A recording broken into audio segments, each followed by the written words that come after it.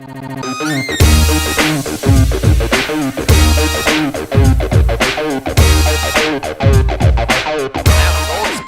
think that was done by Crispin Porter and Bogusky. It's a huge campaign. So how do you create an impact as amazing as that without having the millions of dollars that Old Spice spent?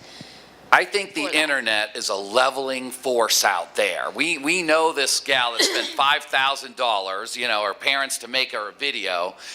You brought it up. Somebody else knew the name. That lets me know it got out there, and it didn't cost much at all to do, as long as you think about what value you're providing, yeah? Well, and my point to that actually is the integrity connected between what you put out there related to your business. Because I do see a lot of businesses that put video out there, and it's not even the production quality that's bad, it's just the message that's bad.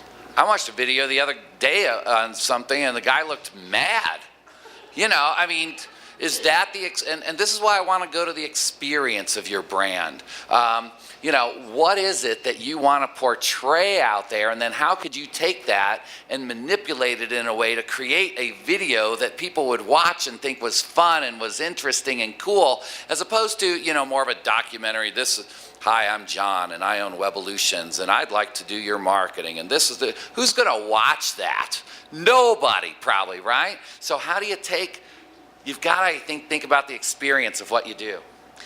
This morning on the news, I saw Beckham on the beach with a Pepsi can, and he kicked 3 soccer balls into trash cans that were really far away.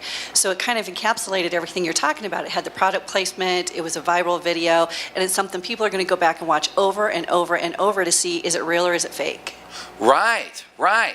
So could you do something? Could you come up with a theme that encompasses the experience of what you want your brand to be out there, and then start saying, how can I make videos that I know that most people could pass around to other people, and get rid of this is my product, this is my level of service, and these are the attributes of my thing that I offer out there, and say, you know what, we're cool, we're fun, we're exciting, and this is the world that we bring. Here's a video that everybody would like to watch. And Arlene, like your point, although it was a little bit disjoint, if you could tie your brand into, you know, the message that would be viral, I think that's the key to doing this. Yeah.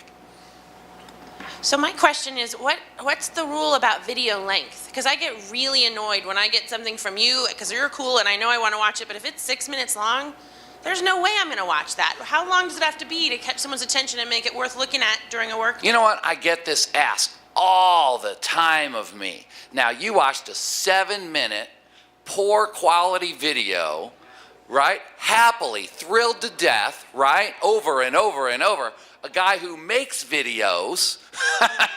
And so when I went to journalism school, our teachers would, you know, one of my beginning teachers said to me that when you're writing, and I follow this, and this isn't sexist, it was just a funny comment somebody made, but he said it ought to be like a woman's skirt, you know? It ought to be long enough to cover everything, but short enough to make it interesting. And I always remember that. And so, depending upon what you've got to talk about, you think about your audience, and you say, golly, what's enough and what's too much? Old Spice, sound bites. I mean, the conversation is bup up, bup up, bup up, bup up. You know, and so it keeps you engaged and it keeps you interesting. The Beckham commercial, was it, you know, hi, I'm this, and then kick and show the neat things? Was it protracted, or did it seem short? How'd they do that? It was pretty short, and it seemed very casual. And the cameraman seemed like he was just a guy walking down the beach, and Beck was just playing on the beach.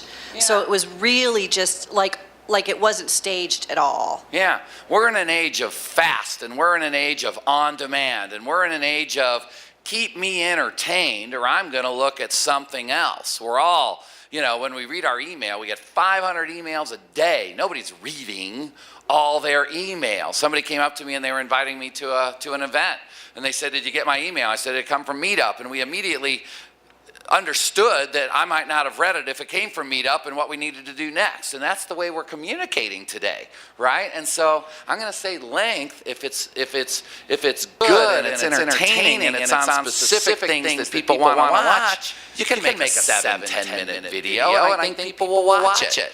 If it's a funny thing or a quib or something that's going to go, you know, I would say people will watch 30 seconds, a minute. What's everybody think? What's your feedback on this? I just wanted to make the point that I think people are growing increasingly sophisticated about what they expect from a video. Like, is this really a viral video, or has a company made it look casual for my benefit? And so they're kind of one step ahead of you very often, thinking, is this a waste of my time? Shall I move on? Because it's just trying to sell me something. Right.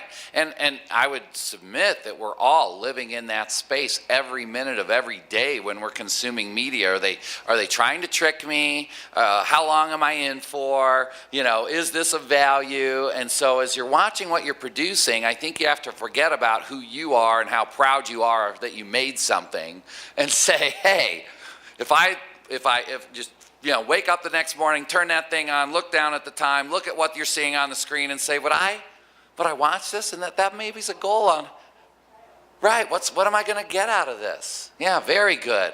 Who's shared videos? Has anybody in here shared a video that would be a video that you would consider would be good for generating ROI for a business? Arlene, your example was good. Anybody else in here?